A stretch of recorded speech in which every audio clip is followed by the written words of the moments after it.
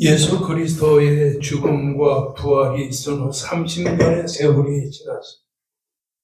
예수님의 사역을 기록해 두어야 할 필요성을 전혀 느끼지 않았습니다.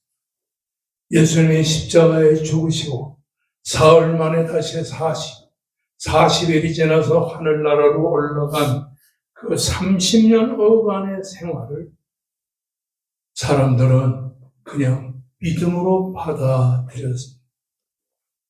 왜냐하면 그 구원의 사건들을 친히 눈으로 보고 귀로 들은 사람들이 만나기만 하면 예수님은 우리를 위해 죽으셔서 예수님은 우리를 위해 십자가에 달려 죽으시고 사흘 만에 다시 살아났습니다. 이렇게 증거하는 사람들이 500명이 넘었기 때문인 것입니다. 그러나 세월이 흐르면서 복음의 사역자들이 한 사람, 두 사람 세상을 떠나게 되었습니다. 예수님의 사역을 기록할 필요가 없이 수많은 사람들이 예수님은 우리를 위해 죽으시고 사흘 만에 다시 살아났다는 사실을 많은 사람에게 증거를 할 때 사람들은 아멘, 아멘 하고 구원의 감격을 느꼈던 것이지만 30년의 세월이 흐르면서 이렇게 복음을 증거하던 한 사람 한 사람이 세상을 떠나게 될 때 더 이상 복음을 증거하는 사람들이 없게 되었습니다. 그래서 복음 전파의 사람들이 하나하나 사라지고 나니까 비로소 성경을 기록하여 예수 그리스도의 죽으심과 다시 사심을 우리에게 증거할 필요성이 있다는 사실을 깨우치게 되었습니다. 그래서 계속해서 제일 먼저 기록한 게 마태, 마가, 누가, 요한복음이었습니다. 마태복음은 예수 그리스도의 왕 되심을, 마가복음은 예수 그리스도가 우리를 위해 하나님의 종으로 세상에 오셨다는 것을, 누가복음은 인간으로 이 세상에 오셨다는 사실을, 요한복음은 성자 하나님이신 예수 그리스도에 대해서 친히 기록하고 있었던 것을 보게 되는 것입니다. 오늘 우리는 이러한 마태, 마가, 누가, 요한복음 중에서 특별히 마태복음을 공부하게 되게 되는 것입니다. 우리가 신약 성경을 보게 되면 마태복음, 마가복음, 누가복음, 요한복음 이렇게 순서가 있는데 성경에는 마태복음이 가장 먼저 기록된 말씀은 아니라는 사실을 우리들에게 보여주고 있다고 하는 사실인 것입니다. 그렇습니다. 마태, 마가, 누가, 요한복음이 기록된 가운데 마태복음은 이 신약 성경 중에 가장 먼저 기록된 말씀은 아니라는 사실. 신약 성경에 가장 먼저 기록된 것은 마가복음입니다. 주후 60년에서부터 시작하여 70년까지 상황 속에서 마태복음, 마가복음, 누가복음, 요한복음 중에서 제일 먼저 기록된 것이 마가복음이라고 하는 사실인 것입니다. 그런데 마가복음이 성경에 가장 먼저 기록됐는데도 불구하고 신약 성경에 가장 먼저 기록된 것은 마태복음입니다. 왜? 그 신약 성경에 마가복음이 가장 먼저 기록된데도 마태복음을 가장 먼저 기록된 것으로 이 본문 말씀에 기록이 되고 있는 이유는 무엇인가? 그것은 유대 회당과 교회의 갖은 충돌로 말미암아 기독교가 분열을 거듭하고 있었던 그때에 마태복음을 먼저 기록한 것은 바로 구약의 예언의 성취와 신약의 출발이라고 하는 대사건을 마태복음이 가장 먼저 기록하고 있기 때문이라는 사실. 다시 따라하십시다. 마태복음은 마가복음보다 뒤늦게 기록되었지만 마태복음을 신약 성경에 가장 먼저 기록하고 있는 이유는 마태복음은 구약의 예언의 성취와 신약의 출발이라고 하는 대사건을 강조하고 있기 때문이라는 사실. 그래서 우리가 마태복음을 보게 되면 구약에 예언한 예수 그리스도의 이 세상에 오심에 대해서 강조하고 있고, 그리고 신약의 출발이라고 하는 대사건을 이 마태복음이 기록하고 있기 때문이라고 하는 사실인 것입니다. 주후 65년에서 70년 가장 먼저 기록한 마가복음이 이 이레니우스의 복음에 의하면 베드로와 바울이 순교한 후 마가복음이 제일 먼저 기록되었다고 기록하고 있는 것입니다. 그 당시에 전 세계의 대표가 되는 로마 교회에 세워진 로마 교회 성도들은 박해와 순교에도 불구하고 신앙을 고백하는 이 교회를 지킬 수 있을 것인가에 대해 고민하고 있었습니다. 다시 말하면 그 당시에 전 세계의 가장 큰 도시로 유명한 로마의 로마 교회가 세워진 이유는 뭐냐 하면은 신앙을 고백하는 교회, 박해와 순교로부터 신앙을 지키는 교회를 과연 로마 교회가 지킬 수 있었는가에 대해서 로마 교인들은 의문을 제기하고 있었어요. 주후 64년 예수님의 제자인 베드로는 순교의 칼을 받고 세상을 떠나게 되었습니다. 그리고 주후 65년에는 그 베드로와 함께 복음을 증거하던 우리 교회의 가장 머리가 되는 바울 사도가 순교를 하게 되었습니다. 그리고 로마 교회가 폐허가 되면서 로마 시내의 대극장의 중심부에 그 당시에 로마의 황제가 되었던 이 황제가 되었던 이 대극장에서 거기에 이 왕궁을 다시 한번 줘야 되겠다. 이렇게 생각하는 사람이 있었는데, 그 바로 로마의 황제, 네로 황제. 네로 황제는 그 당시에 로마에 있는 황궁이 마음에 들지 않았어요. 그래서 그 로마 대극장 주변에 다시 한번 큰 왕궁을 줘야 되겠다고 생각하고 있었어요. 그런데 온 로마 교회, 그 로마의 시내에 그 왕궁을 짓기 위해서 네로 황제는 이 로마에 전부 불을 질러버렸어요.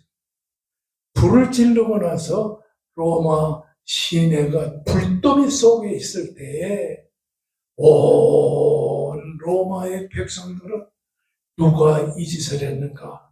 소문에 그 로마의 대극장 주변에 왕궁을 짓기로 생각한 네로 황제가 로마에 불을 질렀다. 소문이 퍼지게 되니까 네로 황제는 다급했어요. 그래서 내가 황궁을 지으려고 불을 지른 것이 아니고 기독교인들이 불을 질렀다. 소문을 퍼뜨리면서 이 기독교인들이 로마 시내를 불질렀다는 사실을 증거하면서 기독교인들을 핍박하기 시작하고 기독교인들을 순교의 칼날 속에 집어넣게 되었습니다. 믿음이 연약해지고 두려움 속에서 믿음의 시련을 견디기 어려워하던 그 시대에 굳건한 정신무장을 필요로 하던 그 시대에 마가 요한은 성도들에게 믿음의 굳건한 신앙으로 굳게 서게 하기 위해서 마가복음을 기록했다는 사실. 다시금 여러분에 말씀드리지만은 주후 65년에서 70년 사이에 마가복음을 마가 요한이 기록한 것은 그 당시에 전 로마의 예수 믿는 그리스도인들이 핍박을 받으면서 순교의 칼날을 당하고 있을 그때 믿음에 굳게 서게 하기 위해서 믿음의 토대를 세우기 위해서 기록한 게 마가복음이었다고 하는 사실인 것입니다. 마가 요한은 고난 속에 있는 성도들의 신앙의 초점을 맞추기 위해서 마가복음을 기록을 하였습니다. 마가복음을 통해서 말씀보다 행동을 강조하므로 이론적인 정확성보다는 박해에 직면한 예수 믿는 성도들에게 강한 확신을 주기 위해서 마가복음을 기록했습니다. 그래서 마가복음에 보면 예수님의 말씀, 예수님의 선교에 대한 말을 하나도 기록이 안 되고 예수님은 우리를 위해 십자가에 달려 죽으셨다는 사실을 강조하면서 이 죄인들이 육체적인 영적 필요성을 채우기 위해서 예수 그리스도의 종의 모습을 기록하고 있다고 하는 사실인 것입니다. 그러므로 마가복음은 하나님의 아들 예수 그리스도께서 이 세상에 하나님의 종으로 오셨는데 인격과 사역에 초점을 맞추어 예수 그리스도께서 이 세상에 오신 것은 섬김을 받으려고 세상에 오신 것이 아니라 도리어 섬기려 하고 자기 목숨을 대속의 제물로 내어주려고 이 세상에 오셨다는 사실을 아주 강조하고 있는 거죠. 마가 요한은 상당히 부잣집 아들이었습니다. 그리고 지위도 있고 그리고 그 마리아의 아들로서 공부도 많이 한 사람입니다. 한편으로서는 바나바의 조카가 되기도 하고 베드로에게는 제자가 되기도 했었다고 하는 사실인 것입니다. 제2차 복음 전도 여행에서 그러는 마가 요한이 배제가 된 것은 제1차 복음 전도 여행으로 아시아의 복음을 증거하려다가 너무 복음 전도에 피곤을 느낀 마가 요한이 고향으로 돌아가는데 고향이 예루살렘 아니에요?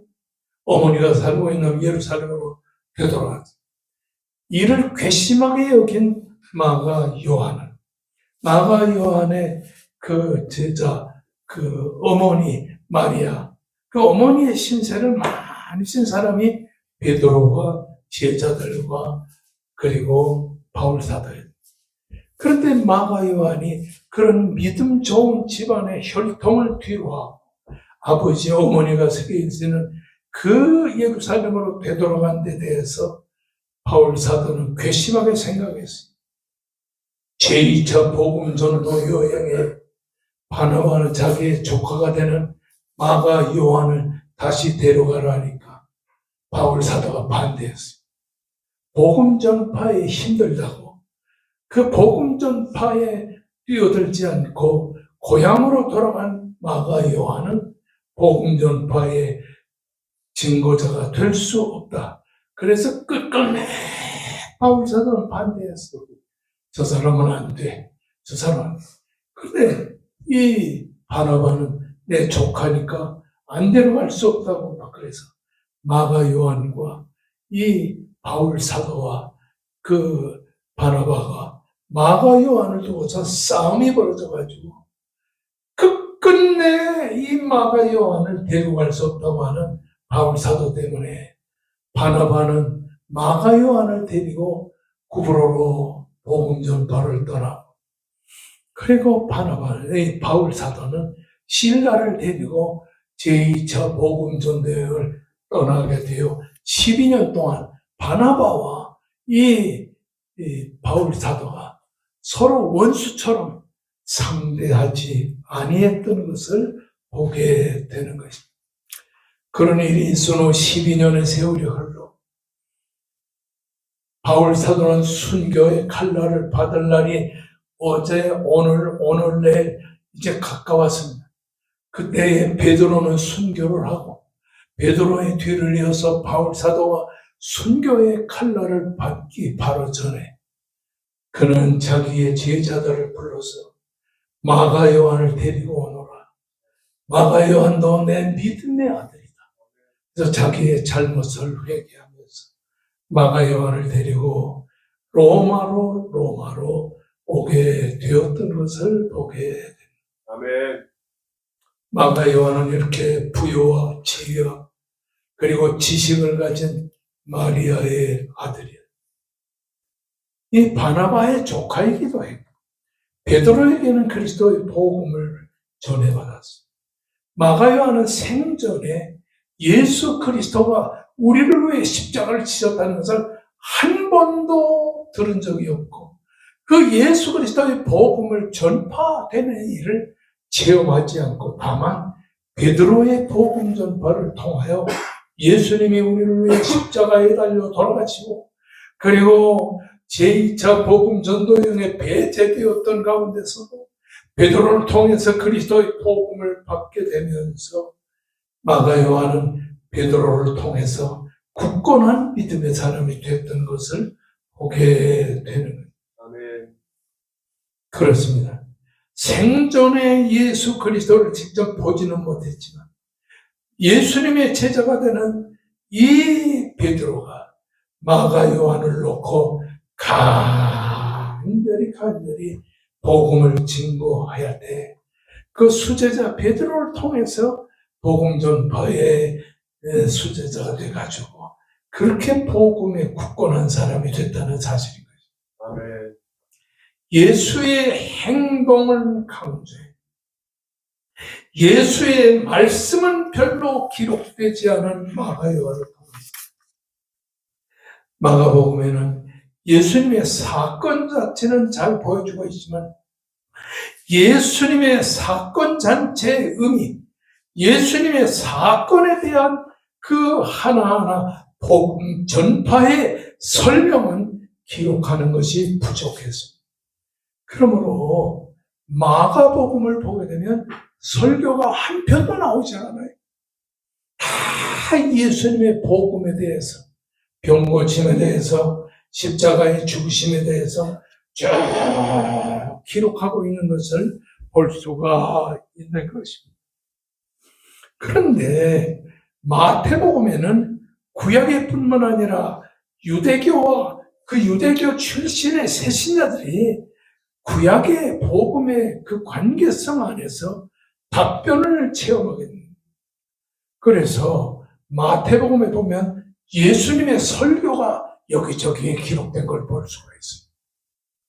마가복음에는 예수님의 설교가 한 편도 나오지 않고 그냥 예수님 병고침, 예수의 죽으심에 대해서 강조하고 있기 때문에 마태복음에서 구약을 통해서 특별히 예수 그리스도가 이 세상에 오신 것 그리고 죽으심과 다시 사심을 우리들에게 강조해주는 답변이 기록되어 있다고 하는 사실입니다.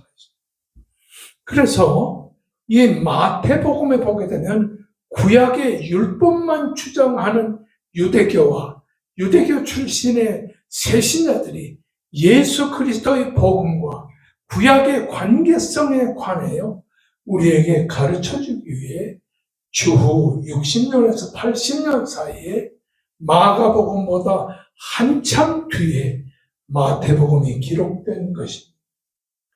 구약의 성도들이 율법을 행동 기준으로 삼듯이 교회의 행동 기준이 무엇인가를 깨우쳐주기 위해 마태복음을 기록해 주셨다고 하는 사실인 것입니다.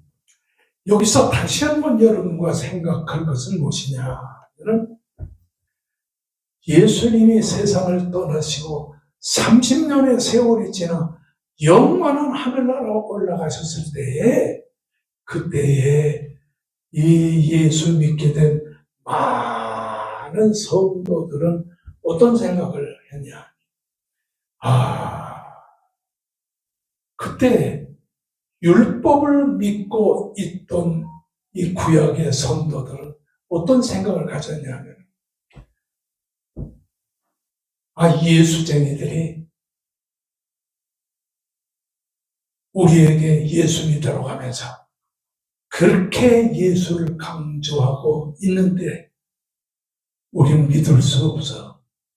그래서 구약의 율법을 통하여 메시아 예수 그리스도가 진정으로 메시아요, 이스라엘의 왕이라고 할 것 같으면은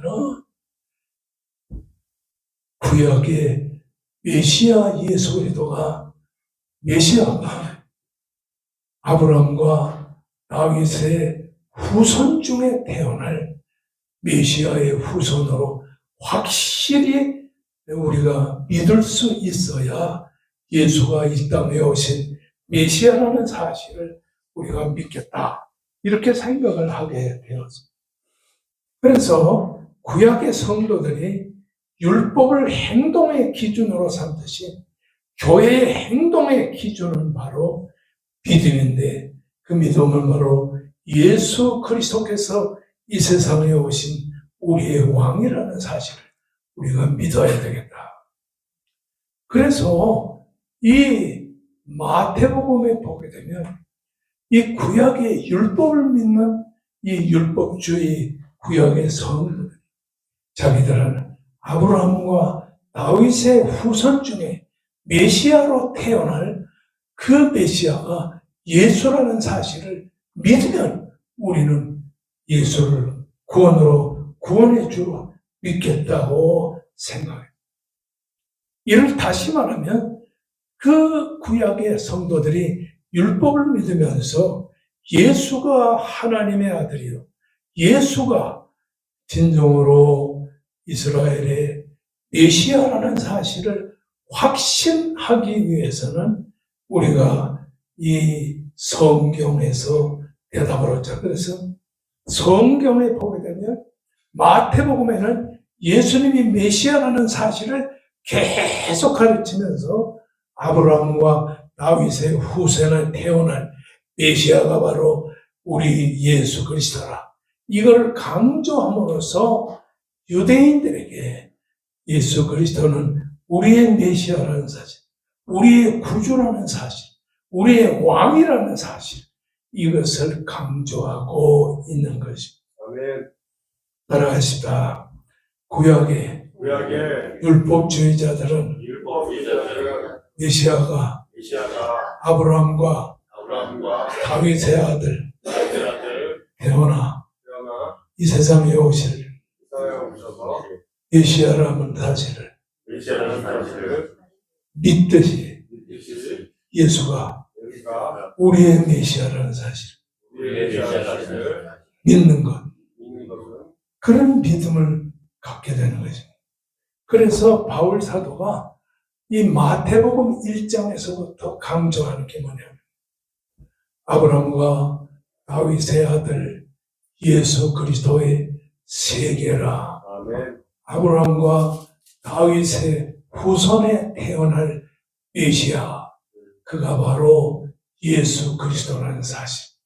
유대인의 왕으로 세상에 태어난, 믿음의 왕으로 세상에 태어난 아브라함과 다윗의 다윗처럼 예수 그리스도는 우리의 구주가 되신다는 사실을 거기서 강조하고 있습니다. 그래서 마태복음 1장에 보게 되면 3번씩이나 예수에 대해서 아주 강조하는 것이 무엇이냐 하면은, 따라하십시다. 유대인의 왕으로 세상에 오실 예수. 그래서 아브라함과 다윗의 아들, 다윗의 후손, 그 아브라함과 다윗의 혈통에서 이 세상에 태어나실 예수 그리스도에 대해서 그렇게 1장 1절에서도 강조하고 있는 거예요. 마태복음 1장에 보게 되면 예수 그리스도의 족보가 나오죠. 아브라함과 다윗의 아들 예수 그리스도의 족보라, 예수 그리스도의 세계라. 누가복음 1장 2장에 나타난 말씀에도 예수 그리스도가 아브라함과 다윗의 후손에 태어난 메시아라는 사실을 강조하죠.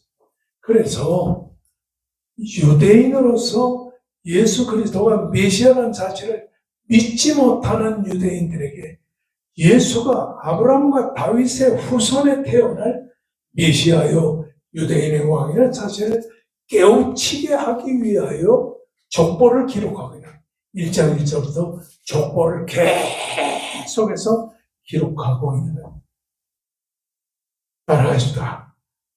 마태복음은 예수가 유대인의 왕으로 태어날 메시아, 유대인의 왕이신 메시아라는 사실을 잊지 못하는 율법주의자들에게 예수가 아브라함과 다윗의 후손에 태어날 메시아라는 사실, 메시아는 왕이라는 뜻입니다.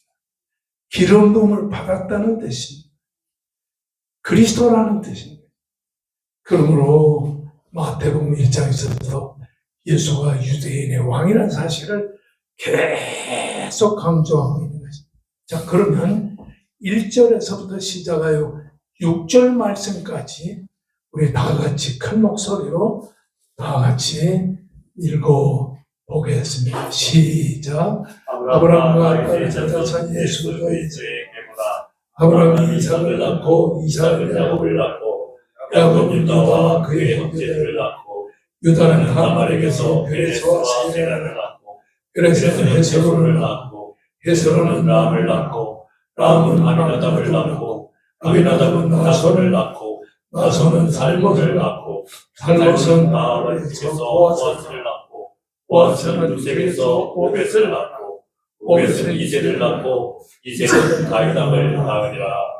그래서 유대인으로서 예수를 믿으면서도 교회는 나오지 않는 이런 많은 사람들에게 예수 그리스도는 아브라함의 후손이요 이삭의 후손이요 야곱의 후손이요 다윗의 후손으로 세상에 태어날 메시아라는 사실을 강조하기 위해서 바울 사도가 이 로마서를 기록한 것 같이 이 마태가 세리마태가 이 예수 그리스도의 세계를 왕의 세계, 아브라함과 이삭의 세계, 다윗의 후손으로 태어날 메시아라는 사실을 강조하고 있는 것입니다. 메시아는 아브라함과 다윗의 혈통에서 이 세상에 탄생하리라는 율법의 가치관을 확실하게 증거하기 위해서 세리마태는 마태복음을 기록하고 있는 거예요. 여기서 하나 알아야 될 것은 뭐냐? 교회는 어려서부터 나오고 신앙생활은 어려서부터 하면서도 예수 그리스도의 왕되심을 믿지 못하는 사람들에게는 마가복음보다 마태복음을 먼저 읽어야 되는 것을 알아요. 그러므로 유대인들은 주전 586년 예루살렘이 이방에 함락된 후에 600여 년 동안 거의 역사와 단절되어 있음으로 말미암아서 유대인의 왕이 누구냐에 대해서 잘 간직하지 못하고 간수하지 못하는 사람들에게 예수 그리스도가 600여 년 동안 이 세상의 자치를 감춘 우리의 왕, 우리의 구주가 되는 참된 왕이시라는 것을 증명하기 위해서 우리에게 기록한 것이 마태복음이라는 사실. 그러므로 마태복음은 마가복음보다 설교가 많이 기록되면서 이 마태복음에는 예수 그리스도가 우리의 왕 되심을 강조하고 있다고 하는 사실인 것입니다. 창세기 12장 1절에서 3절의 말씀은 천하 만민이 복을 받을 것이라. 창세기 12장 3절에 보면 너의 후손으로 말미암아 천하 만민이 복을 받을 것이라. 여기서 아브라함의 후손에 태어날 메시아 예수 그리스도를 통해서 인류가 구원의 복을 받을 것이라는 사실을 이 창세기 12장에 강조하고 있고, 그리고 하나님은 다윗에 이어 메시아의 언약을 주신 것이 다윗인데, 전능하신 하나님, 인간의 죄를 구속하시기 위하여 이 세상에 오셨다는 사실을 강조. 그러므로 구약 성경에 기록되어 있는 아브라함과 다윗의 그 이름만 따가지고 후손에 태어날 메시아 예수 그리스도가 우리의 진정한 왕이라는 사실을 강조하고 있는 것입니다. 그래서 아브라함과 다윗의 후손 예수 그리스도의 세계라, 탄생의 기록을, 예수가 이 세상에 오신 탄생의 기록을 지금 강조하고 있다고 하는 사실인 것입니다. 그러므로 율법을 믿고 율법만 알고 있는 유대인들에게 예수 그리스도는 진정으로 우리의 왕이시여 우리의 구주가 되신다는 사실을 증거했습니다.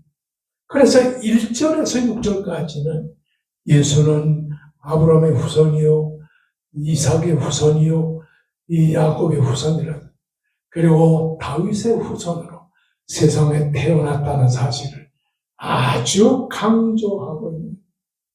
그리고 예수 그리스도가 우리의 구주라는 사실을 믿지 못하는 유대인들에게 예수는 하나님의 아들 예수 그리스도는 우리의 구주라는 사실을 강조하고 있습니다. 그래서 족보의 이 족보를 1절에서부터 계속해서 쭉 예수님의 족보까지를 기록하고 있는 것입니다.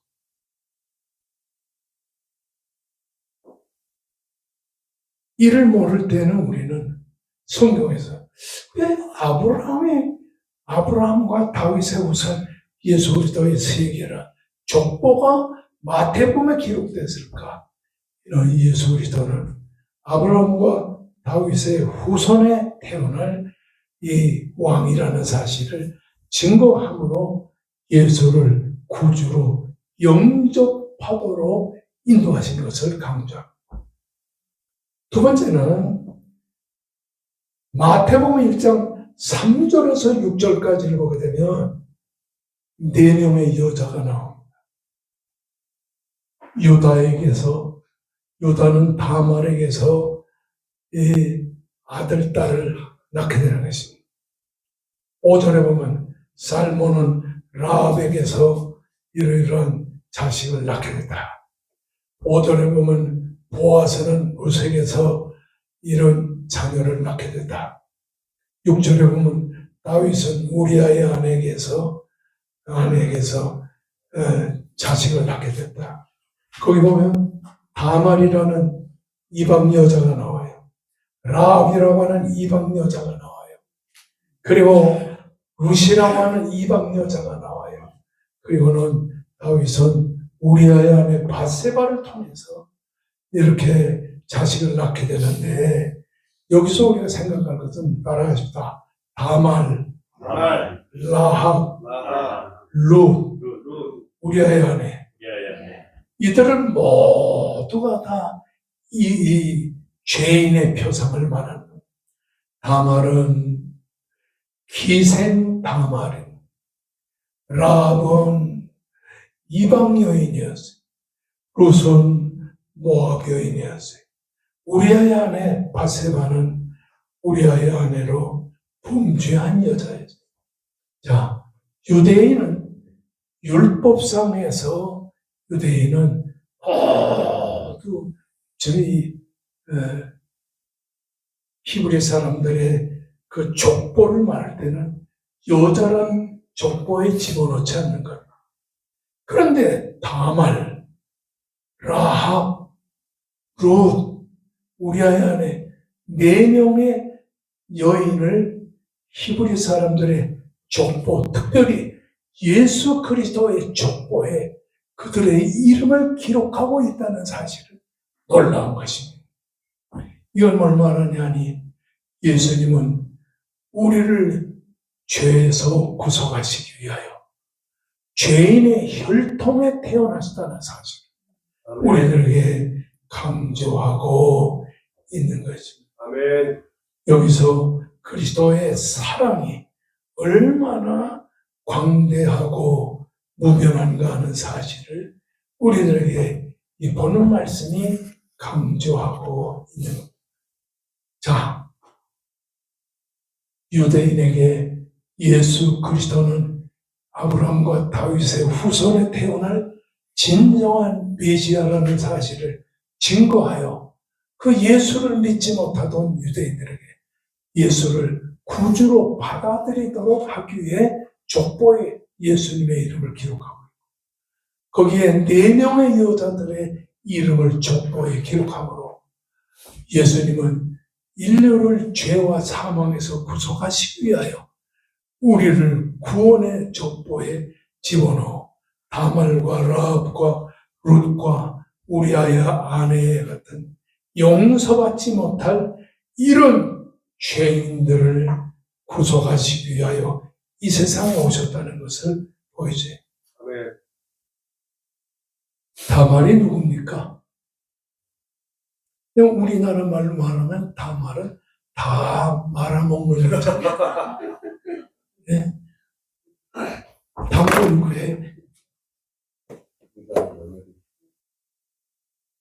야곱의 4번째 아들, 그 아들 유다가 있는데 아내가 죽고 그리고 가나안 여자와 간통을 한 이후에 아무도 돌아보지 않는 이렇게 유대인들에게 다말은 유다의 맏아들 세엘이라고 하는 맏아들의 부인이었어요. 그러니까 며느리였어요. 그러니까 이 유다는 자기의 며느리가 되는 다말과 간통을 해서 2 아들을 낳았어요. 이거 용서받지 못할 일이죠. 그런 죄인 중에 죄인인 다말을 통하여 메시아의 족보가 기록이 되어 나오는 것입니다. 그리고 살몬은 라합에게서 그랬는데 어떤 사람은 이 라합은 이 여리고에서 기생 노릇을 하던 사람입니다. 훗날 그는 여수아의 부인이 됐다고 하는 통설도 있고 또 살몬의 부인이 됐다는 통설도 있어요. 이방 여인으로서 도저히 용서받지 못할 이런 기생라합, 몸을 팔고 술을 팔던 이런 기생라합이 예수 그리스도의 백성인 하나님의 백성인 이스라엘의 백성들을 구주로 영접함으로 말미암아 이 기생라합이 메시아의 조상이 됐다고 하는 사실. 보아스는 룻에게서 룻은 모압 여인이었어. 도저히 용서받지 못할 이방 여인. 그리고 이 우리아의 아내 바세바는 우리아의 아내로서 남편을 죽이고 다윗과 결혼하여 다윗의 후손 중에 메시아가 태어나는 메시아의 조상이 되었다.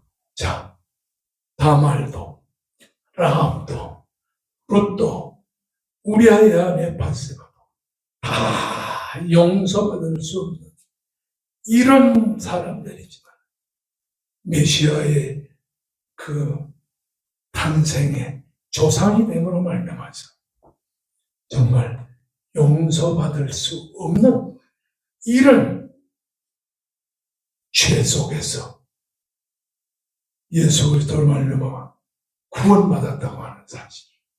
이거를 오늘 본문 말씀에서 보여주고 있는 것이 바로 이 죄인의 구주로 오신 예수 그리스도를 보여준 것입니다. 아멘. 세 번째, 예수 그리스도는 성령으로 잉태되어 세상에 오셨다는 사실. 어제 저녁에도 보니까 그냥 서울 명동의 사람들이 꽉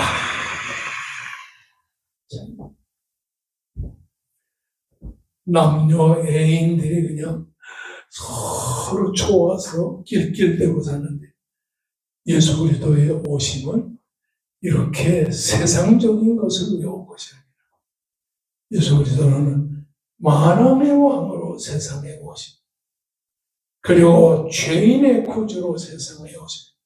세 번째로 예수 그리스도는 성령으로 잉태하여 세상에 오셨다. 그래서 마태복음 1장 18절의 말씀을 보면 예수 그리스도의 나심은 이러하니라. 성령으로 잉태된 것이 나라. 여러분, 유대인들은요, 자식을 낳는 걸 어떻게 생각했냐니, 유대인들은 이 세상에 태어날 모든 자식들은 아버지와 어머니와 성령의 영으로 이 세상에 태어났다.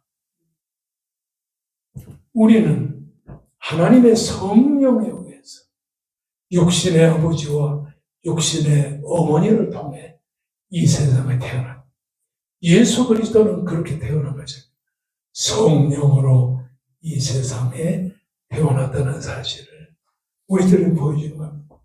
예수는 육신을 입고 이 세상에 태어났으나 육신적인 이유 때문에 탄생한 것은 아니라는 사실입니다. 아들을 낳으리니. 여기서 마태복음 1장, 누가복음 1장에서 계속 반복한 것이 무엇이냐니 하나님입니다. 은혜를 받은 자요. 은혜를 받은 자요. 하나님의 은혜로 태어났느니라. 태어났느니라. 성령이 세상에 임하시 지극히 높으신 이의 능력이 너를 덮으시리. 성령으로 태어났다는 말은 죄가 없이 세상에 태어났다. 예수님이 만약에 죄를 가지고 세상에 태어났으면 십자가에 달려 죽으신 것은 예수가 죄에서 구원받기 위해 죽으신 것이에요. 그러나 예수님은 성령으로 이 세상에 태어났다. 성령의 덮으심으로 말미암아서 이 세상에 태어났다. 예수님은 죄가 없으신 무죄하신 것이에요. 하늘의 영원한 세계에서 하나님의 아버지 하나님과 더불어 동사하시던 예수님, 인류를 죄와 구원에서 건지시기 위하여 예수님은 하나님과 계획을 같이 하시고 이 세상에 성령으로 태어났다. 그러므로 예수님은 세상에 육체를 가지고 태어났으나 죄가 없이 세상에 태어나서 그런데 예수님께서 이 세상에 오셔서 십자가를 지신 것은 죄가 없이 십자가를 지심으로 우리를 죄에서 구속하시기 위하여 십자가를 지신 것이라는 사실을 이 본문 말씀이 우리에게 보여주고 있는 것입니다. 따라주다 마태복음은 마가복음보다 뒤에 기록됐지만 구약의 율법을 완성하시고 신약을 시작하시기 위한 하나님의 뜻으로 마가복음보다 앞서서 마태복음이 기록됐다. 따라주다. 예수님은 만왕의 왕으로 아브라함과 다윗의 후손으로 세상에 태어나신 하나님이시고 예수님은 죄인을 구원하기 위해 이 세상에 오셨고 죄는 없으나 죄인의 모양을 입으시고 성령으로 잉태하셨다. 할렐루야. 그래서 오늘 우리는 예수님의 구주 성탄을 통해 우리의 만왕으로 오신 주, 우리를 죄와 사망에서 구속하시기 위해 오신 주, 성령으로 잉태하여 죄는 없으시면서도 죄인의 모양으로 세상에 오셔서 우리를 죄와 사망에서 구속하신 예수님 모습을 오늘 예수님의 오심으로 우리가 확증하고 있는 것입니다. 다 같이 우리 큰 목소리로 통성 기도하십니다. 두 손 높이 들고 주여 부르시고 간절히 기도하시라. 이 시간에 간절히 기도할 것은 육신의 병만으로 고통과 괴로움을 당한 성도를 피 묻은 능력의 손으로 안수하여 주시옵소서. 백합 전원교회를